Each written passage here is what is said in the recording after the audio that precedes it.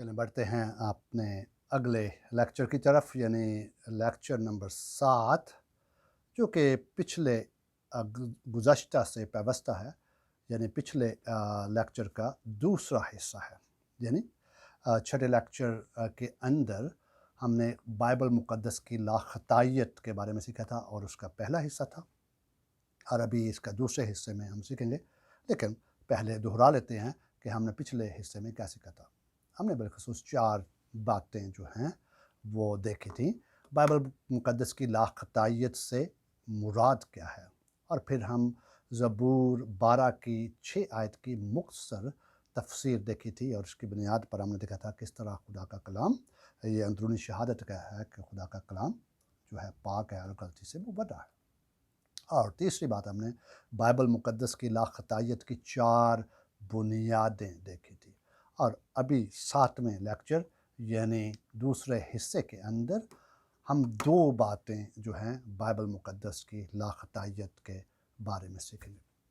पहली बात जो है बाइबल मुक़द्दस की लाख़ताइयत या इसका बेख़ता होने के बारे में हम 7 मुख्तलिफ़ नज़रियात देखेंगे कि मुख्तलिफ़ लोग स्कॉलर्स इसको किस तरह से लेते हैं, और फिर हम देखेंगे और परखेंगे और फिर अपना नुक्ता नज़र भी बयान करेंगे। और दूसरी बात जो है बाइबल मुक़द्दस की लाख़ताइयत के बारे में हम सीखेंगे। बाइबल मुक़द्दस की लाख़ताइयत जो है इसकी 4 ख़ुसूसियात, जिस तरह के हमने गुज़श्ता लेक्चर के अंदर बाइबल मुक़द्दस की बेख़ताइयत की 4 बुनियादें सीखी थी, इस लेक्चर के अंदर हम बाइबल मुक़द्दस की लाख़ताइयत की 4 ख़ुसूसियात को देखेंगे। तो चलें बढ़ते हैं पहले नुक्ते की तरफ। मुख्तलिफ़ नज़रियात, बाइबल मुक़द्दस के बेख़ता होने के बारे में मुख्तलिफ़ नज़रियात, जिनमें से 7 का मुख्तसरन ज़िक्र करेंगे, सिर्फ तारुफ़ पेश करेंगे और मुख्तसरन बयान करेंगे। और ये 7 जो हैं ये बिलतरतीब इस तरह से हैं। पहला जो नज़रिया बाइबल मुक़द्दस की लाख़ताइयत के बारे में है उसको बोलते हैं एब्सोल्यूट इनहेरेंसी, यानी मुतलक लाख़ताइयत। और दूसरा जो है मुकम्मल लाख़ताइयत, यानी फुल इनहेरेंसी। तीसरा लाख़ताइयत के बारे में नज़रिया जो है वो है लिमिटेड इनहेरेंसी। और चौथा यानी महदूद लाख़ताइयत। और चौथा जो लाख़ताइयत के बारे में नज़रिया है वो है इनहेरेंसी ऑफ पर्पस, लाख़ताइयत बरमक़सद। पाँचवा नज़रिया जो है वो उसको बोलते हैं थ्योरी ऑफ अकोमोडेटेड रेवलेशन, यानी हस्ब मौका मकाशफ़ा की थ्योरी या नज़रिया। और छठा नज़रिया जो है वो है नॉन प्रोपोजिशनल रेवलेशन, यानी गैर मुजवज़ा मकाशफ़ा, नॉन प्रोपोजिशनल रेवलेशन। और सातवां नज़रिया जो है वो है इर्रेलेवेंट इनहेरेंसी, यानी गैर मरबूत लाख़ताइयत। इन सातों को हम मुख्तसरन हम देखेंगे। पहला, जिस तरह के हमने सीखा कि पहला नज़रिया जो है लाख़ताइयत के बारे में वो है बाइबल मुक़द्दस की मुतलक लाख़ताइयत, यानी एब्सोल्यूट इनहेरेंसी। बाइबल के बारे में मुतलक लाख़ताइयत के तसव्वुर के मुताबिक बाइबल में तमाम तर साइंसी और तारीख़ी मामलात तफसीली और हकीकी हैं, और ये मुकम्मल तौर पर सच और लाख़ता हैं, यानी तमाम तर साइंसी। इसलिए बाइबल मुक़द्दस के मुसन्निफ़ीन का मुहैया करदा साइंसी और तारीख़ी डेटा जो है वो सरीहन और कतई तौर पर वो दुरुस्त है और वो लाख़ता है। इसलिए वो जो कुछ भी बाइबल में साइंसी तौर पर बयान किया गया वो लाख़ता है। दूसरा नज़रिया जो है उसको बोलेंगे फुल इनहेरेंसी, यानी मुकम्मल लाख़ताइयत। मुकम्मल लाख़ताइयत के नज़रिए के मुताबिक जो है बाइबल मुक़द्दस मुकम्मल तौर पर ख़ता से मुबर्रा है, लेकिन बाइबल का बुनियादी मकसद जो है वो हमें साइंसी और तारीख़ी डाटा मुहैया नहीं करना, जो कि साइंसी और तारीख़ी बातें बाइबल के अंदर जो मंदर्ज हैं वो दुरुस्त हैं। ये हमें कोई साइंसी किताबचा नहीं मुहैया किया गया। اگرچہ مذہبی اور الہیاتی اور روحانی معاملات میں مطلق لاقطعیت اور مکمل لاقطعیت میں کوئی خاص فرق نہیں ہے، لیکن ان میں جو فرق ہے مطلق لاقطعیت میں، وہ کہتے ہیں تمام تر سائنس کی باتیں جو ہے وہ بائبل کے اندر موجود ہیں، لیکن مکمل لاقطعیت کہتی ہے کہ ہاں جو کچھ موجود ہے وہ درست تو ہے، لیکن یہ ہمیں ایک جو ہے لاقطعیت کا یا سائنسی کتابچہ نہیں دیا گیا، اس کا مینول نہیں ہے۔ مکمل لاقطعیت کے مطابق سائنسی اور تاریخی حوالہ کا تعلق جو ہے وہ فینامنل ہے، وہ مظہریت سے ہے، یعنی مصنفین نے سائنسی اور تاریخی طور پر وہی رقم کیا جو کہ انسان کی آنکھ کو نظر آتا تھا، اس لیے شاید وہ لاقطع نہیں۔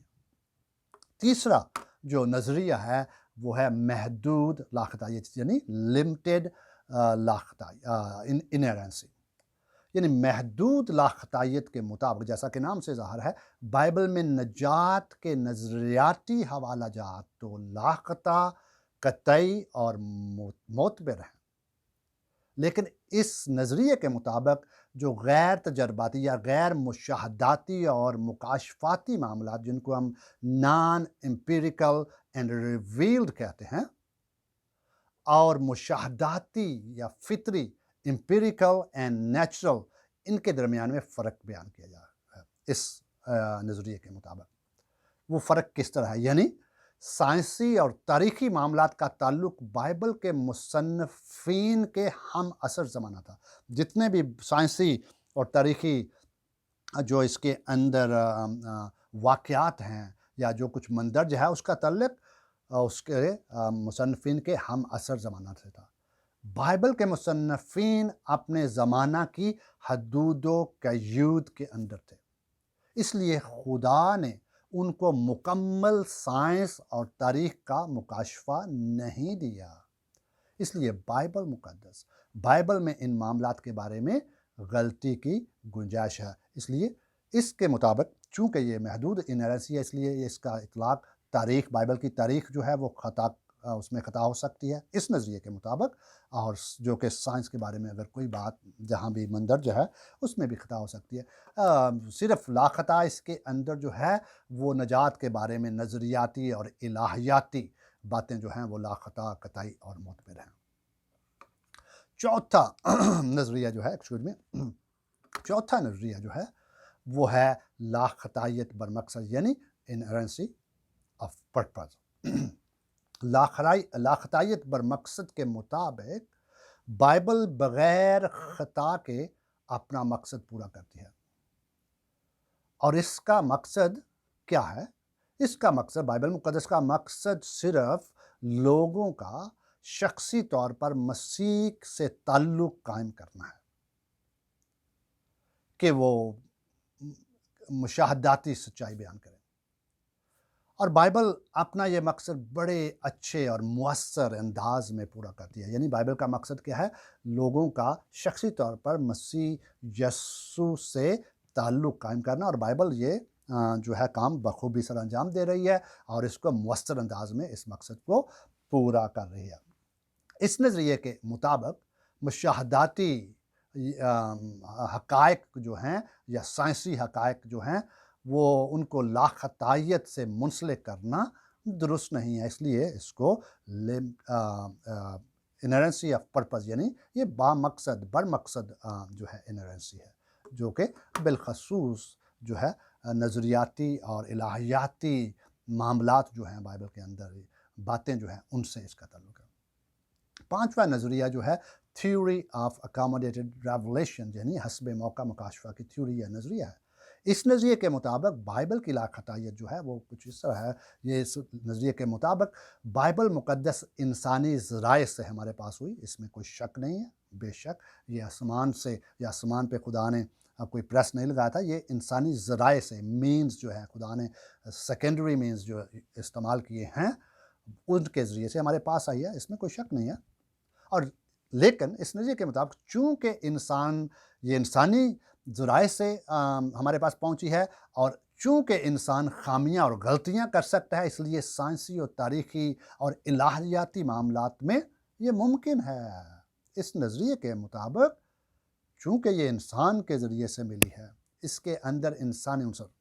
آپ کو یاد ہوگا کہ جب ہم نے الہام کے بارے میں پڑھے تھے تو آخری بات ہم نے الہام کے بارے میں دیکھا تھا، الہام کے بارے میں الہی اور انسانی عناصر کیا ہیں، ان کا آپس میں تعلق کیا ہے۔ اس نظریے کے مطابق چونکہ انسان کے ذریعے سے آئی ہے، اگرچہ خدا کا ہے، لیکن انسان غلطی کر سکتا تھا، اس لیے اس کے اندر خامیاں ہیں۔ مثال کے طور پر W.D. ڈیوس کہتا ہے، معروف ایک اسکالر ہے اور بہت اچھی اس کی کچھ بڑی بڑی کتب بھی اس کی ہیں، لیکن میں سمجھتا ہوں کہ وہ غلطی پر ہے۔ W.D. ڈیوس کے مطابق پالوس رسول کا قیامت کا نظریہ پہلا کرنتھیوں 15 باب اور دوسرا کرنتھیوں 5 باب سے متصادم ہے۔ وہ کہتا ہے ہاں دیکھا یہاں پر جو ہے پالوس رسول غلطی کا شکار ہے۔ ایسا نہیں ہے بھائی، پالوس رسول جو ہے، جو پہلا کرنتھیوں 15 باب کے اندر جو کانٹیکسٹ ہے وہ فرق ہے، اور دوسرا کرنتھیوں 5 باب کے اندر فرق ہے، اس لیے آپ کو متصادم نظر آتا ہے، لیکن خدا کا کلام اپنے آپ سے کبھی بھی متصادم نہیں ہو سکتا، اور نہ ہی پالوس رسول جو کہ خدا کی روح القدس کی قدرت سے اور ہدایت سے لکھ رہا تھا۔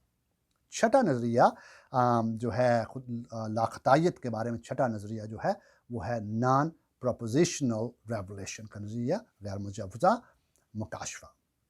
یہ نظریہ بائبل کو مافوق الفطرت مکاشفہ نہیں مانتا سرے سے، اس لیے بائبل میں اس نظریے کے مطابق کسی حد تک خدا کا پیغام ہے، کسی حد تک ہے جو غلطی سے پاک ہو سکتا ہے، لیکن یہ انسانی تحریر ہونے کی وجہ سے ساری غلطیوں، جو جتنی بھی غلطیاں اس کے اندر ہیں، اس سے مراد یہ ہے کہ اس نظریے کے مطابق بھی، یہ گزشتہ نظریے کی طرح اس نظریے کے مطابق بھی جو کلام میں غلطیاں ہیں، چونکہ یہ انسانی تحریر ہونے کی وجہ سے جتنی بھی غلطیاں ہیں ان کو خدا سے منسوب نہیں کر سکتے، ان کو انسان سے منسوب کیا جاتا ہے۔ ساتواں نظریہ جو ہے وہ ہے لاخطائیت کے بارے میں، ساتواں نظریہ جو ہے irrelevant لاخطائیت، یعنی irrelevant inerrancy۔ اس نظریے کے مطابق لاخطائیت ایک منفی اصطلاح ہے۔ پہلے تو بات تو یہ ہے کہ وہ اس اصطلاح پر ان کو اعتراض ہے کہ جو لاخطائیت یا بے خطا ہونا یا انرنسی کی جو اصطلاح ہے، اس کو وہ منفی تصور کرتے ہیں۔ اس کے بجائے وہ کہتے ہیں کہ ہمیں مثبت اصطلاح استعمال کرنی چاہیے، اور اس سے بڑھ کر کہ بائبل میں لاخطائیت کا تعلق روحانی اور اخلاقی معاملات کے ساتھ ہے، نہ کہ عقلی اور سائنسی۔ اور یہ بھی نظریہ کسی نہ کسی حد تک گزشتہ جو ہم نے نظریات بیان کیے گئے ہیں، فل انرنسی یا کہ ایبسلیوٹ لمیٹڈ انرنسی یا محدود انرنسی سے اس کا تعلق ہے، لیکن مختصراً ہم نے 7 نظریات کی تعریف اور ان کے بنیادی نکات دیکھے، لیکن بائبل مقدس کی لاخطائیت کے بارے میں یہ جتنے بھی نظریات ہیں، یہ 7 ہیں یا پھر اور بھی ہیں، جتنے بھی ہیں، ان کے تصور کو ہم نے دیکھا، لیکن ان میں آپ دیکھیں کہ بعض تو کلام مقدس کے بے خطا ہونے کو سرے سے رد کرتے ہیں۔ وہ کہتے ہیں کہ کلام مقدس سرے سے بے خطا ہے ہی نہیں، اس میں خطا ہے، اور بعض نظریات اس سے محدود انداز میں لاخطا یا بے خطا سمجھتے ہیں۔ اور مطلق لاخطائیت کا جو پہلا نظریہ ہم نے دیکھا، وہ نظریہ بائبل کو ایک سائنسی معلومات کا کتابچہ بیان کرتا ہے، اس لیے ہم ان ایک ایک نظریات کو دیکھا جائے تو ان میں بہت ساری کمزوریاں موجود ہیں۔ تاہم کلام مقدس اور ہمارے ایمان کے مطابق انرنسی کیا ہے، کلام مقدس اور رسولوں کے ایمان کے مطابق جو لاخطائیت کا نظریہ کیا ہے۔ ہمارے مطابق چونکہ بائبل مقدس، سب سے پہلی بات، بائبل مقدس خدا کے الہام سے ہے، دوسرا تیموتھیوس 3 باب اس کی 16 اور 17 آیات، اور خدا کے روح کا نہ صرف یہ خدا کے الہام سے ہے، بلکہ خدا کے روح کا بائبل کے انسانی مصنفین کے ذہنوں پر ہم روح القدس کا اثر بھی دیکھتے ہیں، جس نے انہیں یعنی انسانی مصنفین کو کیا کیا، انہیں خدا کا لا خطا کلام قلم بند کرنے میں ہدایت اور مدد فراہم کی۔ یوں روح القدس نے مصنفین کی انسانی شخصیت کو تو استعمال کیا، لیکن انہیں خطا سے مبرہ رکھا۔ بعض نظریات ہم نے دیکھا کہ وہ کہتے ہیں ہاں چونکہ انسانوں نے لکھا ہے، انسانوں کا ذرائع کے طور پر استعمال کیے گئے ہیں، اس لیے انسان خطا کار ہیں، اس لیے کلام بھی خطا اس میں ہو سکتی ہے۔ لیکن ہمارے ایمان کے مطابق اگرچہ انسانوں نے لکھا ہے، لیکن روح القدس نے مصنفین کی انسانی شخصیت کو تو استعمال کیا، لیکن انہیں خطا سے بچائے رکھا۔ اب بائبل کے تمام حصے یکساں طور پر، تمام حصے اور یکساں پر میں زور دے رہا ہوں، کیونکہ بہت سارے لوگ جو ہیں بائبل مقدس کے پورے مکمل بائبل کو جو ہے انہیرنٹ نہیں مانتے، اس کو لاختہ بے خطا نہیں مانتے، لیکن جو ہے کلام مقدس کے مطابق اور رسولی ایمان کے مطابق بائبل مقدس کے تمام حصے یکساں طور پر خطا سے مبرہ اور درست ہیں۔ بے شک بائبل مقدس سائنسی ٹیکسٹ بک نہیں ہے، ہم اس کو سائنسی ٹیکسٹ بک نہیں ماننی چاہیے، اور ہمیں ایسا کرنا بھی نہیں چاہیے ہر ایک سائنس کی تھیوری جو ہے ہم بائبل سے نکالتے رہیں۔ جو کچھ بائبل مقدس میں کوئی سائنسی ایسا بات ہے وہ اس کو تو ہم لاختہ مانتے ہیں، لیکن ہم اس کو ایک سائنس کی ٹیکسٹ بک کے طور پر نہیں لے سکتے۔ جہاں کہیں اس میں ایسی سائنسی حکمت پائی جاتی ہے وہ درست ہے، کیونکہ لکھا ہے کہ خداوند کا کلام ہر ایک صحیفہ خدا کے الہام سے۔ مزید خدا کے کلام کی یعنی بائبل مقدس کی لاخطائیت کی اہمیت کیا ہے ہمارے ایمان کے مطابق؟ بائبل مقدس کی لاخطائیت کی اہمیت جو ہے وہ کلیسیا کو اگر دیکھا جائے، کلیسیا کو بائبل مقدس کی لاخطائیت کے نظریے کے بارے میں کیوں سوچنا چاہیے؟ ہمیں اس کے بارے میں کیوں سوچنا چاہیے آج عصر حاضر میں؟ نہ صرف پوری کلیسیائی تاریخ میں اس پر وار ہوتے رہے ہیں، لیکن عصر حاضر میں خاص طور پر بائبل مقدس کی لاخطائیت کا نظریہ مسیحیوں کے لیے کیوں اہم ہے؟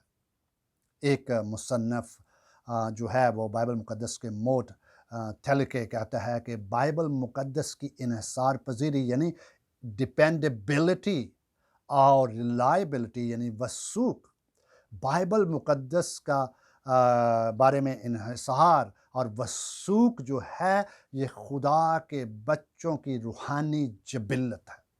اس لیے جو خدا کے لوگ ہیں، خدا کے اپنے بچے ہیں، یہ ان کی جبلت کا حصہ ہے کہ وہ بائبل مقدس پر انحصار کریں اور اس پر وثوق اور اس کو مستند جانیں۔ بائبل مقدس الہیاتی اور تاریخی طور پر سچائی پر مبنی ہے اور لاختہ ہے، جس پر ایمانداروں کا مکمل انحصار اور قوی وثوق ہونا چاہیے۔ یوں بائبل مقدس کے بارے میں ہم دیکھتے ہیں بائبل مقدس نہ صرف خطا سے مبرہ ہے، انہیرنٹ ہے، بلکہ یہ انفالبل بھی ہے، یعنی قطعی و حتمی طور پر معتبر اور مستند ہے۔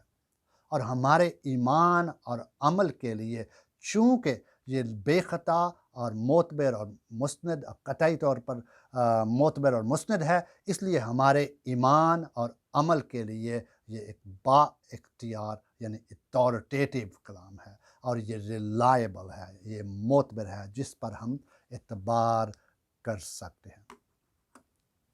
چند سوال جو لوگ اس کی انہیرنسی کے بارے میں کہتے ہیں وہ سوال آپ کے سامنے رکھتا ہوں، یعنی اس کی تھیولوجیکل امپورٹنس کیا ہے؟ تھیولوجیکل امپورٹنس آف انہیرنسی، لاخطائیت کی الہیاتی اہمیت کیا ہے؟ مختصر سے دوست تین سوال رکھتے ہیں آپ کے سامنے۔ کیا خدا عالم کل ہے، آمنی شینٹ ہے؟ بے شک ہے۔ کیا خدا قادر مطلق ہے، آمنی پوٹینٹ ہے؟ بے شک ہے۔ کیا خدا صادق اور راست ہے، سچ ہے، ٹروتھفل ہے؟ بے شک ہے۔ اگر خدا عالم کل ہے تو کیا اس کے کلام میں خطا کی گنجائش ہو سکتی ہے؟ اور وہ اپنے کلام میں غلطی سے کس طرح بے خبر ہو سکتا ہے اگر وہ عالم کل ہے؟ اور اگر خدا قادر مطلق ہے عالم کل کے ہونے کے ساتھ ساتھ، اگر وہ قادر مطلق بھی ہے، تو کیا وہ اپنے کلام میں کسی کو ملاوٹ کرنے کی اجازت دے سکتا ہے؟ یا پھر مصنفین کی حفاظت نہیں کر سکتا کہ وہ غلطی سے پاک ہوں؟ اور اگر خدا صادق اور سچا اور راست گو ہے، جو کہ ہے، تو کس طرح اپنے کلام میں دروغ گوئی اور جھوٹ بول سکتا ہے؟ مزید مسیح، پالوس رسول اور تمام رسولوں اور جو بائبل مقدس کے مصنفین تھے، انہوں نے خدا کے کلام کی تمام تفاصیل کو با اختیار اور درست طور پر وہ مانتے تھے۔ وہ تمام تر تفاصیل، مکمل کلام کو وہ کیا مانتے تھے؟ درست اور لاختہ۔ بائبل مقدس کی لاختائیت کے بارے میں اس کی تاریخی اہمیت بھی ہے، نہ صرف تھیولوجیکل الہیاتی بلکہ اس کی تاریخی ہسٹوریکل امپورٹنس آف انہیرنسی۔ بائبل مقدس کی لاختائیت کی تاریخی جو اہمیت ہے، تاریخی طور پر اگر دیکھا جائے تو مسیح کی کلیسیا بائبل مقدس کی لاختائیت کی قائل رہی ہے۔ بائبل کی لاختائیت پر حملے ماڈرن دور میں، جدید دور میں شروع ہوئے، بے شک کسی حد تک ابتدائی کلیسیاؤں میں، ابتدائی جو تھی بدعت تھی وہاں بھی، لیکن آج کے جدید دور میں، خاص طور پر عصر حاضر کے دور میں، خاص طور پر مغرب میں، ویسٹرن ورلڈ کے اندر اس کے اوپر بہت سارے جو ہیں حملے ہو رہے ہیں۔ کلیسیا تاریخ میں بائبل پر کامل اعتقاد اور اس کے اختیار پر اجتماعی اتفاق رہا ہے۔ مثال کے طور پر اگسٹین اس کے بارے میں کیا کہتا ہے؟ اگسٹین کے مطابق وہ کہتا ہے کہ میں ساری عزت و احترام صرف اور صرف بائبل مقدس کی مسلمہ کتب کو دیتا ہوں، کیونکہ میں پختگی سے یہ مانتا ہوں کہ ان کتب کے مصنفین کی الہی حفاظت کی گئی ہے اور وہ غلطی نہ کر سکیں۔ اور اگر میں ان کتب کے بارے میں کسی بات میں الجھن کا شکار ہوتا ہوں جو سچائی کے خلاف ہو، تو اس میں مجھے کوئی، وہ کہتا ہے کہ مجھے کوئی عار نہیں، میں عار محسوس نہیں کرتا کہ وہ کلمی نسخے یا مترجم یا پھر میری بے سمجھی اور غلطی تو ہو سکتی ہے، لیکن مصنف مطلوب مفہوم سمجھنے کو میں قاصر تو ہو سکتا ہوں، میری غلطی تو ہو سکتی ہے، لیکن بائبل مقدس اپنی اصل میں خطا سے مبرہ ہے۔ اگسٹین اس چیز کا کہا تھا۔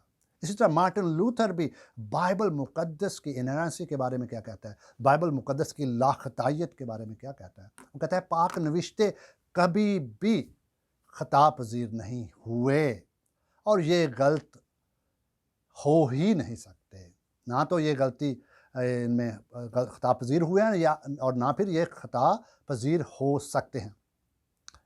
یہ یقینی بات ہے، مارٹن کے مطابق یہ یقینی بات ہے کہ کلام مقدس جو ہے اپنے آپ سے متصادم نہیں ہو سکتا، اور ایسا صرف ناسمجھ اور ہٹ دھرم ناقدین کو دکھائی دیتا ہے، حقیقت میں ایسا نہیں ہے۔ تیسرا ہمارا جو تھا نکتہ جو ہے وہ ہے لاختائیت کے بارے میں بائبل مقدس کی 4 خصوصیات۔ آخر میں اس کی پہلی خصوصیت جو ہے بائبل مقدس کا الہی اختیار، دوسری خصوصیت ہے بائبل مقدس کی صراحت، اور تیسرا جو ہے بائبل مقدس کی ضرورت اور بائبل مقدس کی کفایت، یعنی divine authority, perspicuity, necessity and sufficiency of scripture. ہم اس کو دیکھ لیتے ہیں۔ بائبل مقدس کا الہی اختیار، یہ اس کی پہلی خصوصیت ہے۔ رومن کیتھولک اور پروٹسٹنٹ میں بائبل کے اختیار کا تصور اگرچہ دونوں میں ہے، اگرچہ دونوں ہی بائبل کے الہی اختیار کے قائل ہیں، لیکن دونوں کا اختیار کے بارے میں نظریہ اور مفہوم فرق ہے۔ یہ تفریق بائبل کے اختیار کے ماخذ اور منبع پر مبنی ہے۔ رومن کیتھولک کس طرح بائبل کے اختیار کو مانتے ہیں اور پروٹسٹنٹ کس طرح مانتے ہیں؟ بائبل کے اختیار کا منبع اور ماخذ کیا ہے؟ کیا یہ اختیار اصلی یا اندرونی ہے، انہیرنٹ اور انٹرنل ہے، یا کہ ایکسٹرنل یا خارجی ہے۔ رومن کیتھولک کے مطابق، رومن کیتھولک کلیسیا کے مطابق جو ہے بائبل کا بذات خود کوئی اختیار نہیں، کیونکہ اس کا وجود کلیسیا کی طرف سے ہے، لہٰذا اس کا اختیار بھی کلیسیا کی طرف سے ہے۔ رومن کیتھولک کے مطابق بائبل مقدس کے اختیار کا منبع خدا اور روح القدس نہیں ہے بلکہ کلیسیا ہے۔ اس کے برعکس پروٹسٹنٹ چرچ، خاص طور پر ریفارم چرچ جو ہے وہ اس کے برعکس نظریہ رکھتا ہے۔ رومن کیتھولک کے برعکس ریفارمڈ اور پروٹسٹنٹ کلیسیا اس بات پر زور دیتی ہے چونکہ پاک نوشتے روح القدس کے الہام سے ہیں، اس لیے ان کا اختیار، اس لیے وہ بذات خود اختیار رکھتے ہیں، ان کا اندر اپنا اختیار ہے جو کہ اور کلیسیا اس اختیار کے نیچے ہے۔ جبکہ رومن کیتھولک کے مطابق جو ہے کلیسیا اوپر ہے اور بائبل جو ہے وہ نیچے ہے، لیکن جو پروٹسٹنٹ چرچ کے مطابق بائبل اوپر ہے اور کلیسیا جو ہے وہ بائبل کے اختیار میں ہے۔ رومن کیتھولک کے مطابق بائبل کلیسیا کے اختیار میں ہے، تو یہ فرق جو ہے وہاں پہ۔ لیکن ہم بائبل مقدس کو سمجھتے ہیں کہ اس کا اختیار کلیسیا پر، ایمانداروں پر ہے جو کہ خدا کے الہام سے ہے۔ دوسری جو اس کی صفت یا خصوصیت تھی وہ ہے بائبل مقدس کی صراحت، perspicuity of the word of God. Bible مقدس کی صراحت سے کیا مراد ہے؟ بائبل مقدس کی صراحت سے مراد یہ ہے کہ ایمان اور عمل کے مسئلوں میں بائبل مقدس واضح اور باوضاحت ہے۔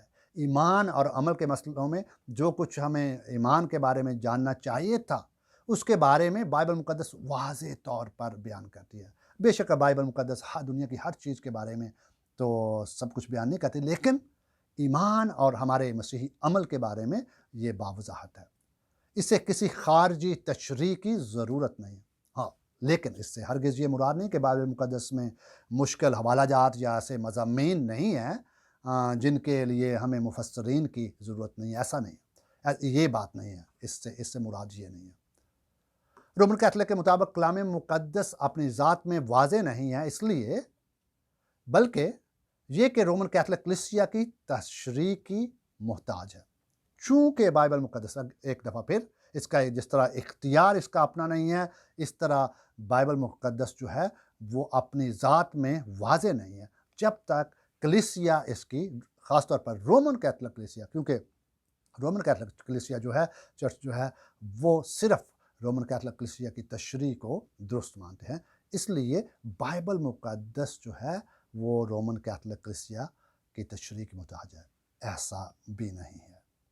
جو ایمان اور عمل کے بارے میں، نجات کے بارے میں جو باتیں ہیں، جو کچھ ہمیں چاہیے تھا اس کے بارے میں خود وضاحت کیا۔ ریفارمرز نے اس کے برعکس کہا کہ بائبل انٹرپریٹس اٹسیلف، بائبل اپنی تشریح اور تفسیر خود کرتی ہے۔ اور بے شک آج ہمیں مفسرین کی ضرورت ہے جو ہماری مشکل حوالہ جات میں ہماری مدد کرتے ہیں، لیکن بائبل مقدس اپنی ذات میں اصل بھی ہے، کامل بھی ہے اور مکمل بھی ہے۔ اس کے برعکس ریفارمڈ کلیسیا نے اس بات پر زور دیا کہ بائبل مقدس اصل میں نجات کے لیے ضروری معاملات جو ہیں ان میں واضح اور صریح ہے۔ کلام مقدس کلیسیا کی محتاج نہیں بلکہ کلیسیا کلام مقدس کی محتاج ہے، اور اس طرح رومن کیتھولک کا نظریہ درست نہیں۔ تیسری خصوصیت جو ہے بائبل مقدس کی وہ ہے بائبل کی ضرورت، نیسیسٹی۔ بائبل کی ضرورت کیا ہے؟ دیگر باتوں کی طرح اگرچہ رومن کیتھولک کلیسیا جو ہے وہ کلام کی اہمیت اور افادیت کو تو مانتی ہے، لیکن وہ اسے قطعی طور پر ضروری نہیں سمجھتے کہ بائبل مقدس قطعی طور پر ضروری نہیں ہے۔ کیوں؟ بلکہ وہ کلام کو کلیسیا کی ضرورت سمجھتے ہیں۔ وہ سمجھتے ہیں کہ نہ کہ کلیسیا کو کلام کی ضرورت ہے بلکہ کلام کو کلیسیا کی ضرورت ہے، لیکن ہم مانتے ہیں کہ کلیسیا کو کلام کی ضرورت ہے، اس لیے کلیسیا جو ہے وہ جو ہے کلام کے بغیر جو ہے کوئی تشریح یا کچھ کر نہیں سکتی۔ چونکہ درست اور غیر درست جو نظریات ہیں اس کے اندر جو رومن کیتھولک نظریہ اور پروٹسٹنٹ نظریے کو اگر ہم اس کا موازنہ کیا جائے تو اس طرح سے ہوگا۔ رومن کیتھولک کے مطابق کلیسیا کلام کی فرشت مسلمہ کا تعین کرتی ہے، جو کہ ہمارا اگلا ٹاپک ہے، لیکن اس کے برعکس ہمارا نظریہ ہے کلیسیا کلام کی فرشت جو ہے وہ اس کا تعین نہیں کرتی، اس کو وہ صرف دریافت کرتی ہے۔ دوسری بات، کلیسیا کلام کی فرشت مسلمہ کی ان کے مطابق رومن کا مدر ماں ہے، لیکن ہم سمجھتے ہیں کلیسیا جو ہے وہ کلام کا بچہ ہے۔ کلیسیا کلام کی فرشت مسلمہ جو ہے اس پر حاکم ہے، مجسٹریٹ ہے، لیکن ہم سمجھتے ہیں کلیسیا جو ہے کلام کی منسٹر یا خادم ہے۔ رومن کیتھولک کے مطابق کلیسیا کلام کی فرشت مسلمہ کی نگران ہے، ریگولیٹر ہے، لیکن ہم کہتے ہیں صرف ریکگنائزر ہے، اس نے شناخت کنند ہے۔ رومن کیتھولک کے مطابق کلیسیا جو ہے رومن کیتھولک کلیسیا جو ہے کلام کی فرشت مسلمہ کی منصف ہے، جج ہے، اس کو جج کر سکتی ہے، لیکن ہم سمجھتے ہیں کہ کلیسیا جو ہے کلام مقدس کی وٹنس ہے، صرف اس کی گواہ ہے۔ رومن کیتھولک کے مطابق کلیسیا کلام کی مالک ہے، ماسٹر ہے، ہم تصور کرتے ہیں کلیسیا کلام کی غلام ہے، سرونٹ ہے، منسٹر ہے اور خادم ہے۔ اس لیے بائبل مقدس جو ہے اس کو کلیسیا کی ضرورت نہیں، بلکہ کلیسیا کو بائبل کی ضرورت ہے۔ چوتھی خصوصیت جو ہے وہ ہے بائبل مقدس کی کفایت، یعنی سفیشینسی، یعنی بائبل مقدس کافی ہے۔ کس معنوں میں کافی ہے؟ ایک بار پھر رومن کیتھولک کلیسیا کہتی ہے کہ پاک نوشتوں کے ساتھ ساتھ ان کو روایت کی بھی ضرورت ہے، ٹریڈیشن کی بھی ضرورت ہے، لیکن ہم سمجھتے ہیں کہ ہمیں بائبل کے مقدس کے ریفارمرز کے مطابق صرف اور صرف کلام مقدس، اس کے ساتھ ہمیں کسی روایت کی، کسی اور چیز کی ضرورت نہیں ہے۔ ہمارے لیے صرف اور صرف کلام مقدس اہم، ضروری اور کافی ہے، اور ہمیں کسی اور چیز کی ضرورت نہیں ہے۔ یوں مصلحین جو ہیں، ریفارمر جو ہیں، اس بات پر یقین رکھتے تھے کہ ایمان اور عمل کا واحد اصول کلام مقدس مرتب کرتا ہے، اور ہمارے ایمان کے لیے یہ کافی ہیں۔ لیکن رومن کیتھولک نے خاص طور پر ٹرینٹ کی مجلس کے اندر روایت کو بھی کلام مقدس کا درجہ دیا، اور صدیوں تک رومن کیتھولک کلیسیا نے جو ہے کلیسیائی روایت اور پاپائی اعظموں کے فرمانوں کو کلام مقدس سے بالا سمجھا۔ روایت اور پوپ کا یہ اختیار کلیسیا کے لیے حرف آخر تھا، جس کی تصدیق جیسا کہ پہلے کہا کہ ٹرینٹ کی جو مجلس ہے اس میں کی گئی ہے، لیکن ہم تصور کرتے ہیں کلام مقدس کا اپنا اصل اختیار، کیونکہ وہ خدا کے الہام سے ہے، اور ہمیں کسی روایت کی ضرورت نہیں ہے۔ مددگار تو ہو سکے، لیکن ہمیں جو ہے ایمان اور عمل کے لیے اس کی ضرورت نہیں ہے۔ یوں آخر میں ہم کیا کہیں گے؟ یوں ہم روایت کو کلام کے برابر رتبہ دینے کے لیے رومن کیتھولک کے بے بنیاد استدلال کی تردید کرتے، اور صرف کلام مقدس کی حقانیت، لسانیت، اولیت، قطعیت اور کلی اختیار کے قائل ہیں۔ خداوند آپ کو